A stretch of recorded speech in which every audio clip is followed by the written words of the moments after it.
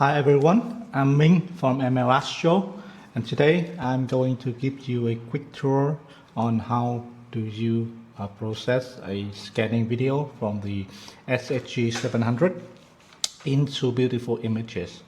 So let's get started. Now before we get started, I will run through all the software that I'm going to use in this tutorial. The first thing that we have to mention is the JSol'Ex, and this is the reconstruction software which turn your scanning videos into the the still image. And you have several options on this kind of software. You can use ImPPG, which is from the JSol'Ex, from the Sol'Ex project, or you can use this JSol'Ex software, which is cross-platform. It has the Windows, Mac OS, and Linux version, so it works cross-platform.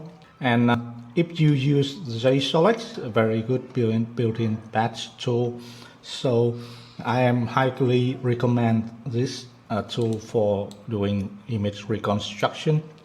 Also, there are some preset of the MLAstro SHG built into the JSol'Ex, so this is recommended software for the MLAstro SHG. Okay, and if you download the JSol'Ex, please make sure that you get the 2.8.2 version or newer version. I have the latest version 2.8.2 here. If you have an older version, please update. The second software that I have to mention is the ImPPG. This is also a free software, and the latest version is 1.8.2 beta, but this version works. Sometimes it kind of buggy and it crashes on some of my computer. So if that happens, just go back to the version 0.6.5. Every feature that you would need is available at the 0.6.5. So no need to go all the way up to 1.9.2 beta. Okay. And then the third software that I recommend is AutoStakkert, and this is used for stacking the images. As you can see, it has the stable release is the 4.0.11, and I use this. Okay. Also, you might need the a image processing software beside the ImPPG, and in this case I am using the PixInsight, but if you prefer Photoshop, that's fine too. They both work just fine. Okay. All right. So now let's get started. First, you have to have the scanning video. So in this video, I won't go over capturing. I just presume that you already have the scanning video on your hard drive. If you do not have it, I will upload a few, so you can download the file and try it for yourself. I leave the link in the description down below. So this is the scanning video. It is a stir file. We go over the scanning video, make sure that we see both of the limb, the rising limb front here and the receding front here. Okay, so you can see this is a 8 alpha scan. You can see the 8 alpha line very big and dark here, and going through this scan, you can see these, the small feature keep coming and going in and out. These are the Doppler shift, and these proven that we have a very good focus on both the SHG and the telescope. If you have one of the focus off, our focus, if you have the camera lens or the telescope focus a little bit off, then you won't see those features. And these are what make the reconstructed image have the detail. Okay. So we have the scanning video. Here I have several scanning video that I will use to reconstruct image and then stack them to create a stacked image. So now let's get started. Now let's open JSol'Ex. So before we begin, let's go to the, if this is the first time you open JSol'Ex, you will have to do some equipment setup. Okay, so I have already entered my telescope here. It's a Borg 89 ED with focal length 600 millimeter, aperture 89 millimeter. So the only parameter that matters is the focal length and the pixel size. Okay, just enter these two information and you can leave these unchecked. That is no problem. Okay, but if you have those information, you can enter them also. Okay, so you can enter a few telescope. If I have another scope, I can just click the plus sign here and add it. So I have two scopes that I regularly use with the SHG 700, so I create them here. Okay, then I go to the spectral helograph editor, and as you can see, as I said earlier, from the JSol'Ex 2.8.2, we have the MLAstro SHG 400 and 700 built into the software. Okay, so you don't have to manually enter the information.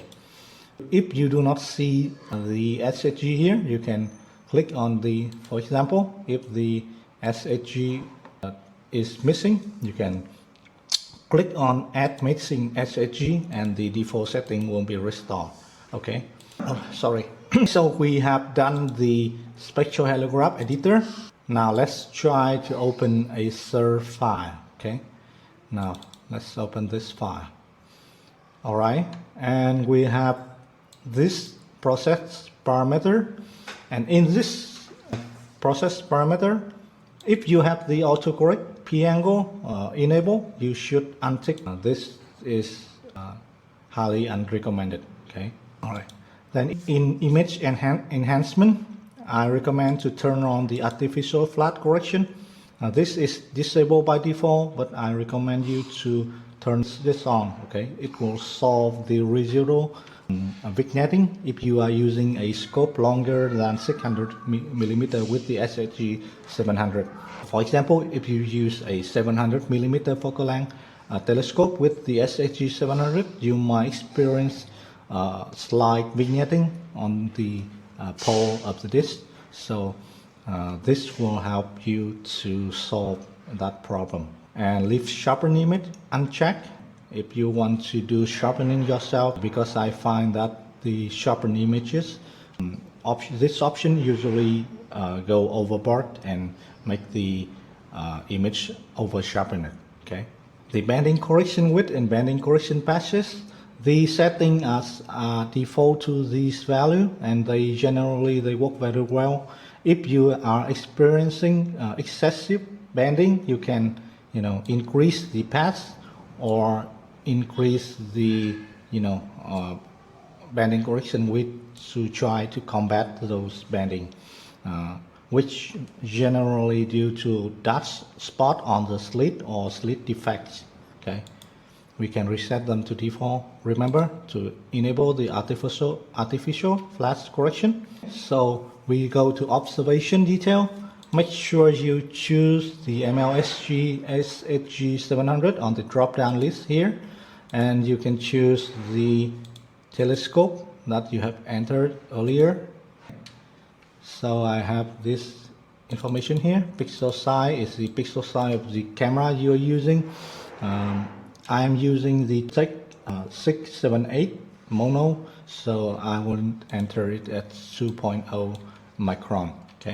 Okay, so the processing, I usually it defaults to this, but I usually choose the batch option, so the output file is more organized. Okay, all the setting dialed in correctly.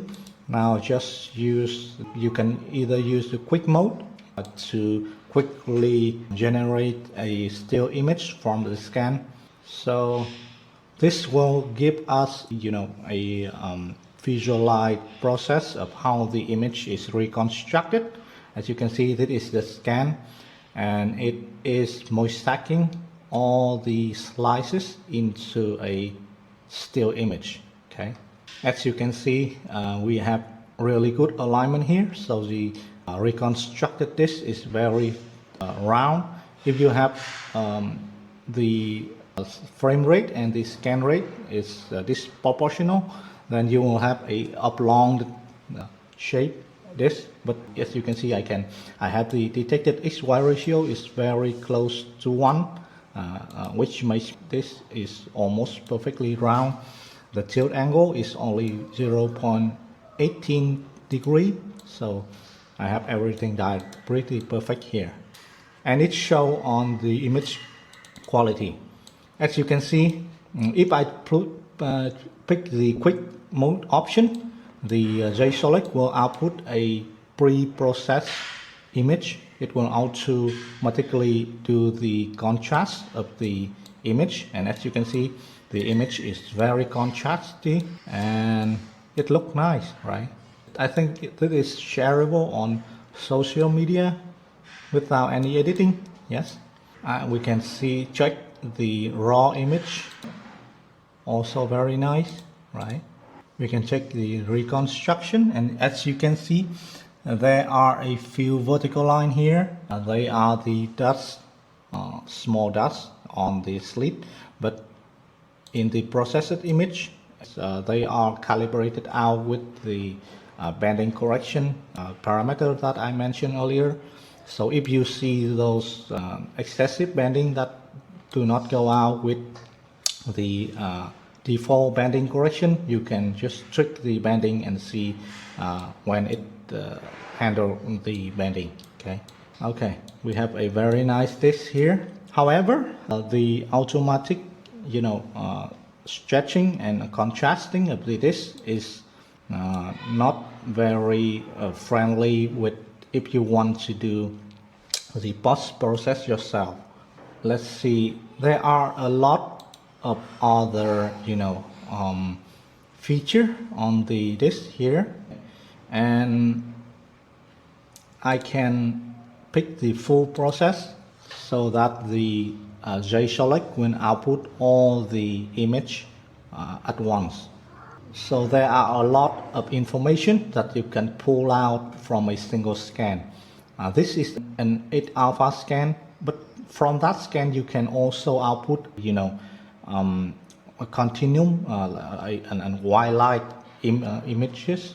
Okay, you can output the Doppler shifting, and you can measure the speed of the plasma, which is all very useful information. So now, as you can see, if I pick the full reconstruction, I have a lot of information here. Now let's see if I pick the solar continuum. This is the equivalent of the wildlife images. Okay, so you have a wildlife image reconstructed from the very same 8 alpha scan. You can see a big sunspot group here, right? You have the granulation, you have the active region showing very clearly. We can see the Doppler shifting image. So what it does, it's measure the speed, relative speed of the different part of the sun. For example, the blue wing here is coming toward it, and the red wing here is receding away. So practically it shows you the rotation of the sun, okay, the self rotation. It even output a negative image. Very nice, right? Very contrast. You can see a lot of detail on it. It output for you the colorized 8 alpha. Okay, you can share this on the social media, right? Right off the software without any processing, and it looked very nice. You can even see the Doppler eclipse, meaning that it measures the speed of the prominence, right? So blue is coming away and red is, I'm sorry, blue is coming toward us and red is coming away. Okay, very nice. Longitude and latitude grid. Okay, and then you have the virtual eclipse, which clip out the disk and show you just the prominence, which is very nice. Okay, another thing that is very interesting is the redshift measurement. So you kind of have a speedometer that measure the fast moving plasma on the sun.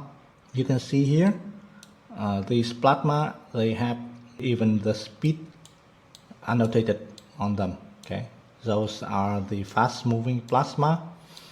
And please be noted that this measurement is only meaningful if you have the correct equipment choose, you have the right pixel size dialed in, the right SHG parameter dialed in. If you do not have those correctly, the information will be, the calculation will be off. Okay, so yeah, that is the JSol'Ex. So you have a lot of information there. However, if you want to do the post process for yourself, then you would want to do the raw image instead of doing letting the JSol'Ex do all the processing for you. You would want to export a raw image, and for that you will have to do the custom process here, unselect everything and pick only the geometry corrected image. Do not pick the raw image, despite the name imply. This is the image that haven't been geometry corrected, and it will maybe stay in oblong shape. If you have the frame rate incorrect, it won't be oblong the shape.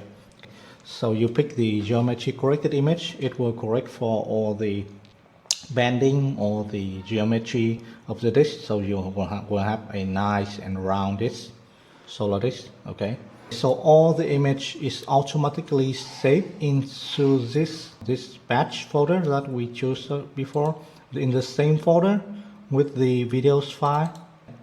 So we have the batch here, so we have all the information here. So this is the unprocessed, the raw image from JSol'Ex. So as you can see, the contrast is not as good as before, but it has a lot more potential for you to do the post process for yourself.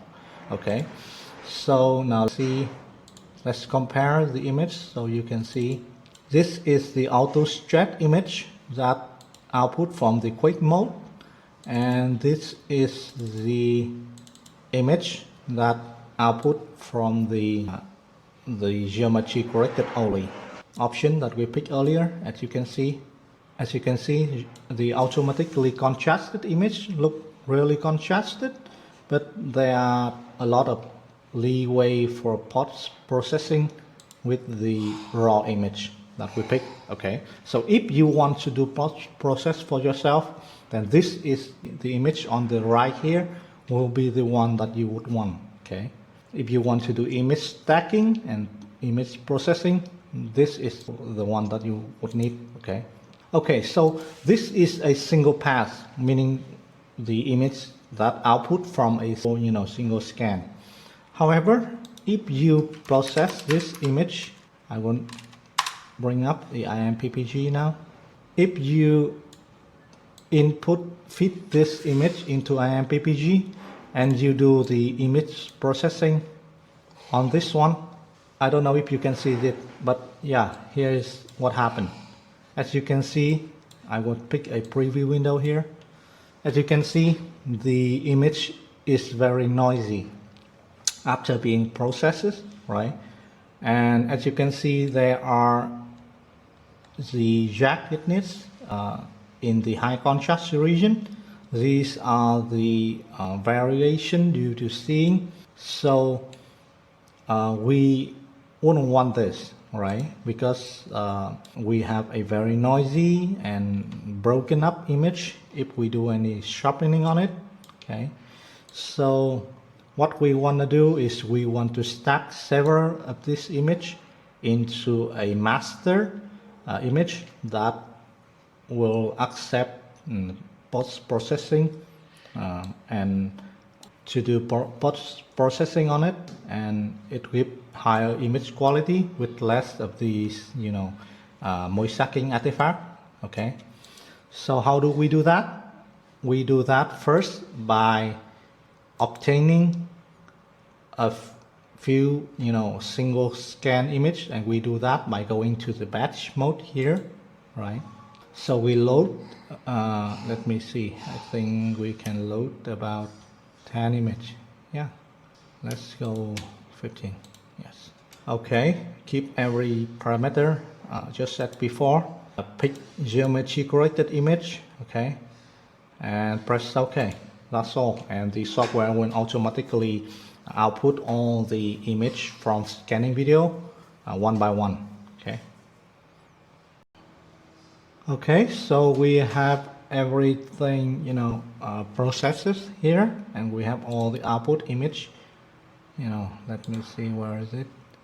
We have all the output image right here, right? Okay.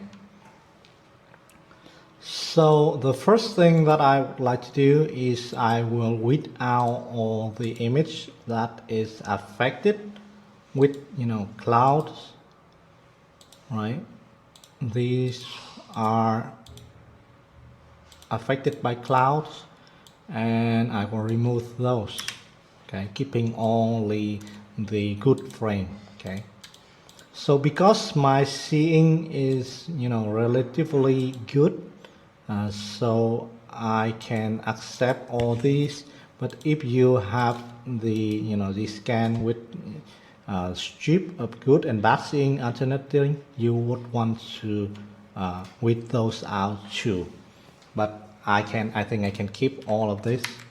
I will go through them manually to see if any, bad frame here. No, I think we have all of them quite good here. Okay, so the next thing that we want is, if as you can see here, right, these images is in different dimension, right? But this is because I changed the scanning time between the frame. Okay, as you can see, these are in different dimension, and if we keep inserting those images in different dimension into the stacking program, let me insert it here. Let me see, subcap capture, batch folder.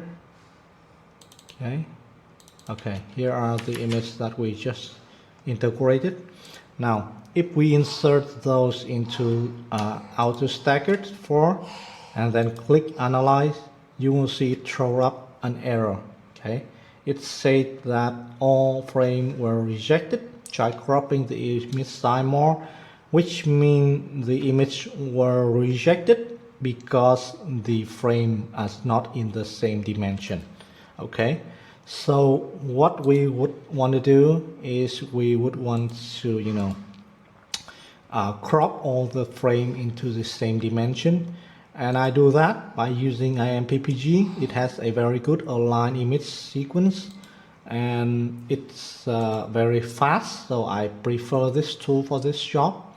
You can use other tools like PIPP, or you can use, the auto alignment tool of Photoshop or PixInsight tool, that works too. Yeah, but I prefer ImPPG. Okay, so we go into the folder where the image is, where the image are. We have the image, we loaded them into the processing software, and then pick this option, okay, path to bounding box and align on the solo limb, okay. Then we pick the output folder. Now let's say I create a new folder. I name it solar, okay. I create another folder. I name them online so everything is organized. Okay, I select folder. Make sure all the options are correctly selected if you have these, okay, and I start processing. As you can see, the speed of processing is very quick, right? So the alignment is also very fast. We take about a couple of seconds for 10 frames, right? Now let's go back out to the photo that we just created, solar, align. Okay, so now we have all the frame cropped and aligned in the same, in the same dimension, right? Now we can fit them into AutoStakkert by using File, Open Images, okay.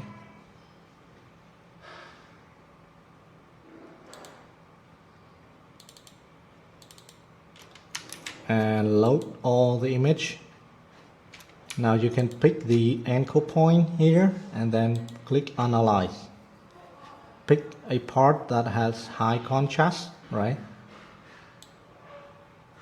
Okay, as you can see, even though these image taken about 20 or 30 minutes apart, but there are considerable movement here. You can see on this filament here, right?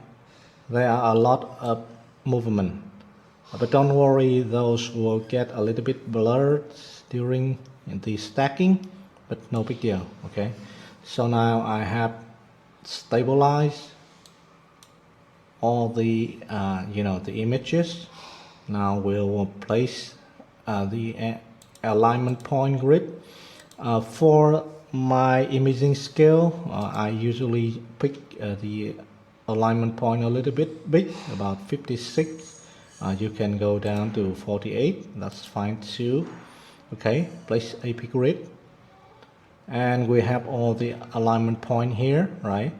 I usually I increase the brightness so I can better see the prominence here, okay, and I would click to add the alignment point into the prominence, okay.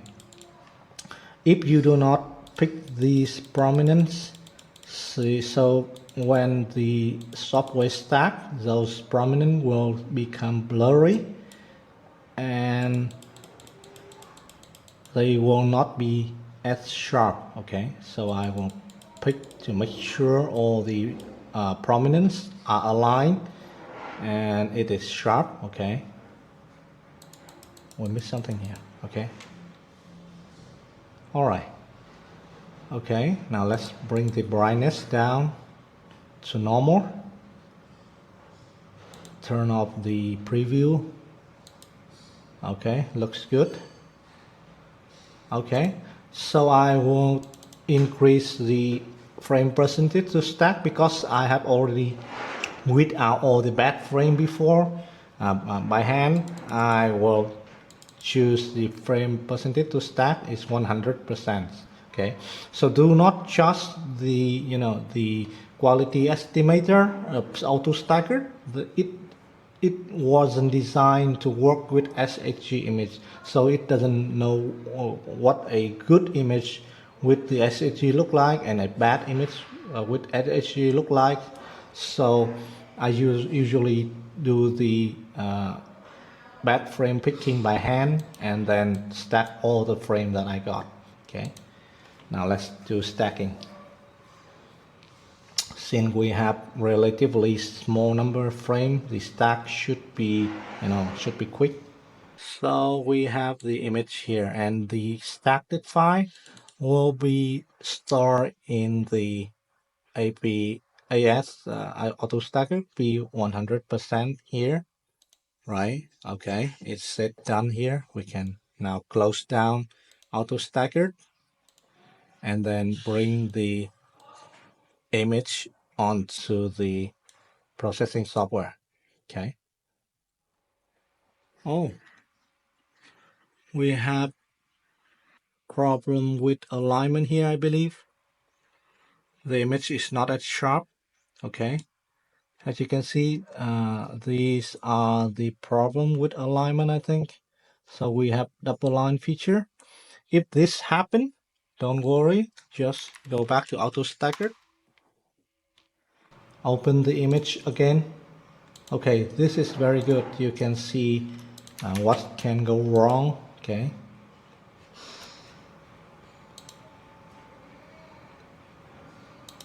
So I do analyze this time. And then I increase the AP size. Okay, I can choose 64. We have 48, which is 40 before. Now we use the bigger alignment point. Okay, that should solve our problem. Now increase the brightness again. Pick all the the faint prominence.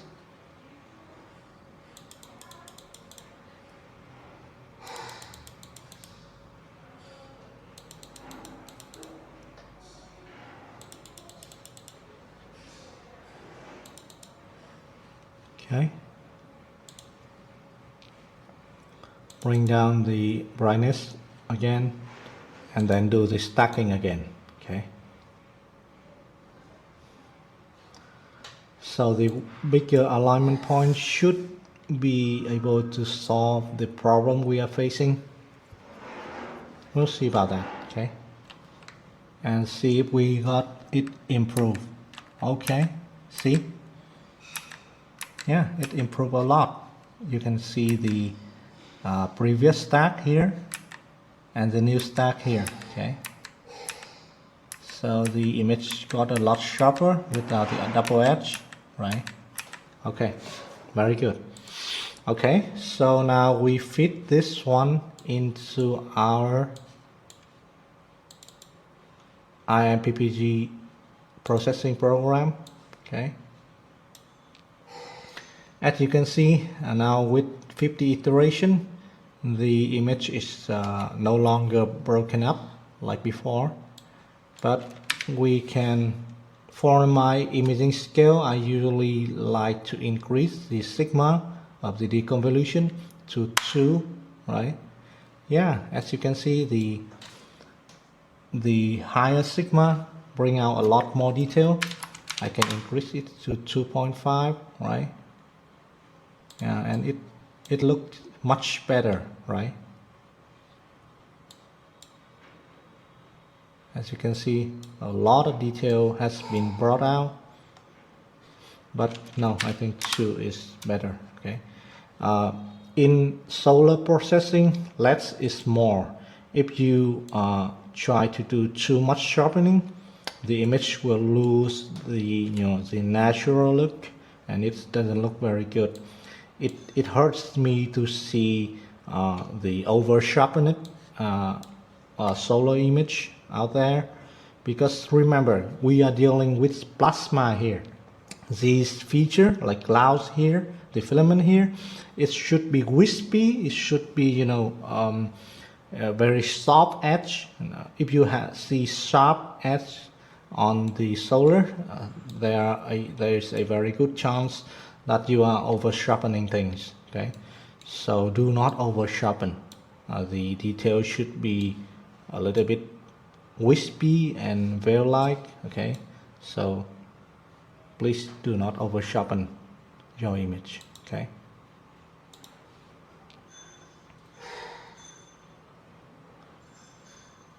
Okay, I think we have the detail very good here. I just increase the processing to the whole image, and yeah, we have very good here. Okay. Now we have two ways of approaching solar image process. First is the positive, and yeah, and a lot of people like this approach. Okay. we can pull the curve. I'm sorry. We do the curve transformation here, and ImPPG have an excellent curve tool. Okay, you can do very fine adjustment, increasing contrast, and still keeping the detail. Okay, as you can see here, we have a very faint prominent here, and I would like to keep that intact. Okay, also very faint prominent down here. Let's not overpower it in processing. Okay, then we carefully adjust the contrast, maybe increase it a bit more. Yeah, okay. Alright, I think we have a very good and contrasty disc here, right? Let's make sure we are not overexposing while clipping these active region. Okay, let's keep some detail in there. No. Let's put some detail in there. Okay, doing the curve transformation very carefully, not to overexpose anything and not to black clipping anything. Okay, the prom is still good. Alright, yeah, I think we got a pretty good result here. Yeah, it looks good, right? Okay, so now I will save this image as, you know, solar. I will save this image as positive.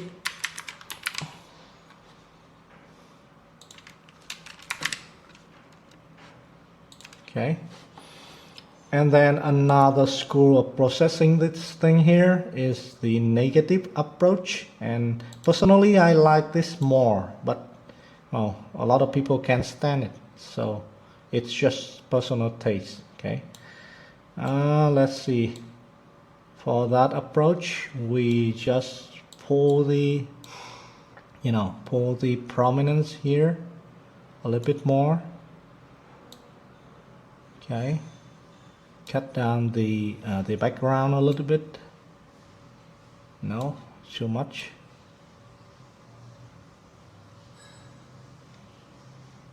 Yeah. Okay. A little bit more, maybe. Yes. Alright. Yeah, I think we got it quite well here, right? So, okay. Looks pretty good to me, yes. Remember, if we see the some noise going on here, then maybe going easier on the deconvolution, maybe. Yeah, to easen up the, you know, the deconvolution. Okay.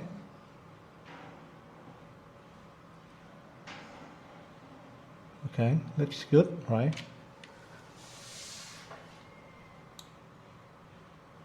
Yeah, maybe a little bit more contrast here. Okay. All right. Let's save it. Let's put it negative and make sure you save it in TIFF file, right? 16-bit TIFF, so we can do some processing with it later down the line.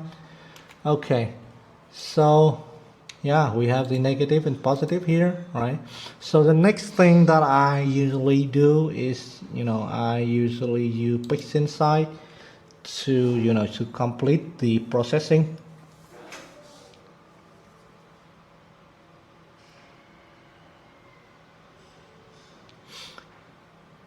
Okay, I go into PixInsight. So I think a lot of you already have PixInsight installed, but if you do not have it, then yeah, I think getting PixInsight and learning how to use this is a very good skill that all astrophotographers should have.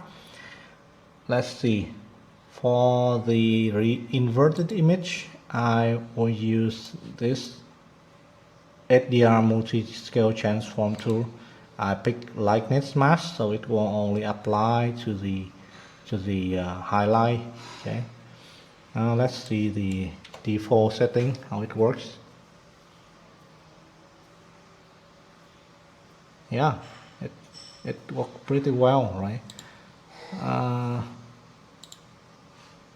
No, let's see. Okay, so as you can see, with HDR transformation tool, it compress the highlight, and bring out a lot of detail on the limb, right? It has a lot more contrast.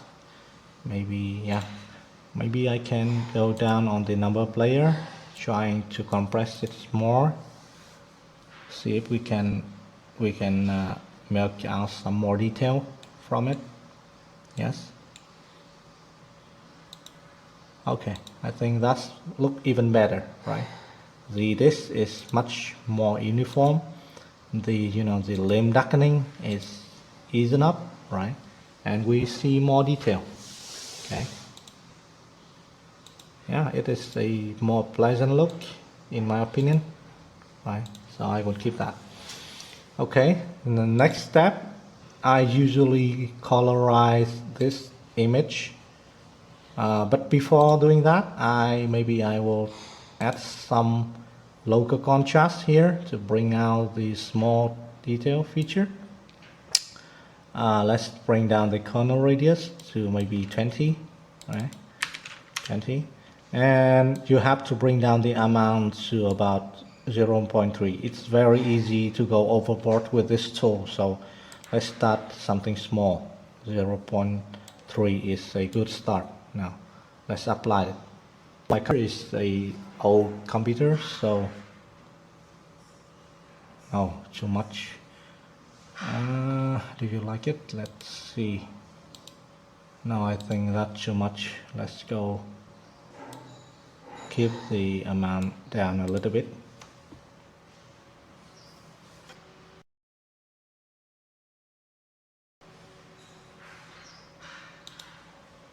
Yeah, better, right? Yes, I think. I don't know if you can see it on the video, but the contrast, the local contrast is increased. And let's see on this small region, the active region. As you can see, the contrast between the penumbra and umbra is increased, right? So maybe I will apply a very slight, sharpening. When doing the convolution, we need some sharpening with it, okay? And keep this very slight, right? I will use the multi-scale linear transform, and on the first layer I would like to increase the threshold, the noise reduction threshold, and put the bias about 0.2. On the next layer only 1.1, and on the third layer only 0.05. okay, so one more thing, I do not want to apply this to the whole image because it might bring out the noise in the background. So I would like to do a masking, and I do that by using range selection here. Okay, and we can use the image that out of the stacker, and let's reduce the range here. Okay, increase the smoothness to about 8 pixels. Okay,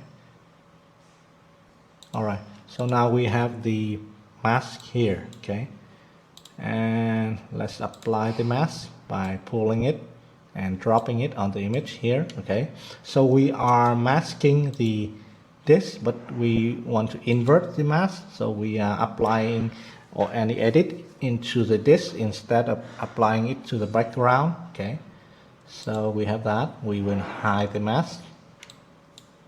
Okay, the mask is still on, you can see it here, but it's only hidden. Okay, so we have the multi-scale linear transform on with all the parameter. Okay, I will break it luminance here only. Okay, so now some sharpening. Too much? Yeah, I think it's over sharpened. Let's reduce this to 0.1, this to 0.05, 25, so very slight sharpening. Okay, let's see, anything change?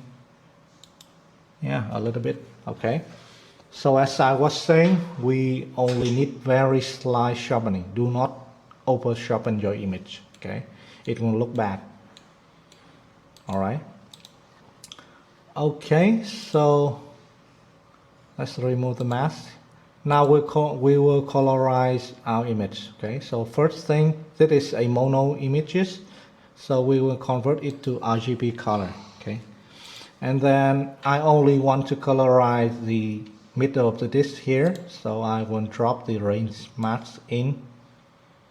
Okay, like this, and then I will invert the mask to apply the adjustment only onto the disk. Okay, now I will use the curve transformation tool.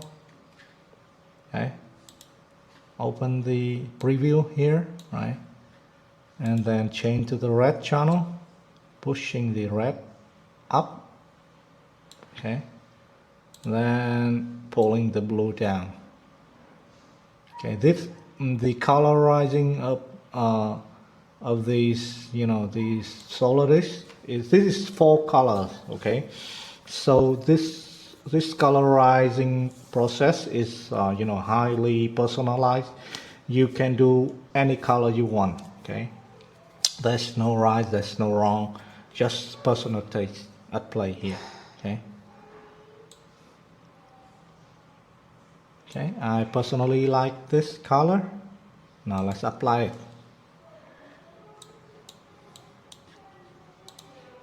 Okay, all right, so there you have it. That is how I usually process my image, and maybe crop it a little bit. Let's crop the thing.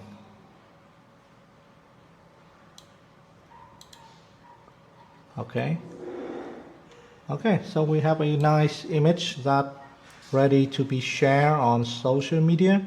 We have very detailed prominence here, right? Very faint prominence is showing, right? Very nice indeed. Okay, so that is most everything that I usually do for my images, and that is how I do it, guys. And I hope if you have another way of doing things, you can share it to me too, because honestly I'm not an expert on this and I'm still learning. So thank you for watching. I hope everyone a happy and prosperous new year.